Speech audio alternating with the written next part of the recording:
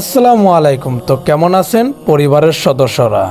নতুন একটি বছরে নতুন একটা বিশেষ দিন ও পবিত্র মাস, যেটা কিনা মাহে রমজান। অবশ্যই আপনারা জানেন বিশেষ মাস ও বিশেষ দিনগুলোতে আমরা কি কি করি ও কি কি করি না, অবশ্যই আপনারা সবই জানেন। বছরে 12টি মাসে থেকে একটি মাস আমাদের জন্য বিশেষ, সেটা হচ্ছে মাহে রমজান মাস। সেটা আমাদের জন্য অনেকটা পবিত্র মাস। তো যাই হোক, আমরা চলে আসলাম পুরাতন মসজিদ ও মাদ্রাসা, যেটা কিনা আমরা কম বেশ বাংলাদেশে তার ইতিহাস সবাই জানি। হাফিজে হুজুর ইতিহাসের মধ্যে, এমনকি বাংলাদেশের মধ্যে বিশেষ একজন, সবাই জানি, কারণ বাংলাদেশের ভিতরে ওনার ইতিহাসও আছে। যাই হোক, হাফিজ হুজুরের ইতিহাস বললে শেষ হবে না।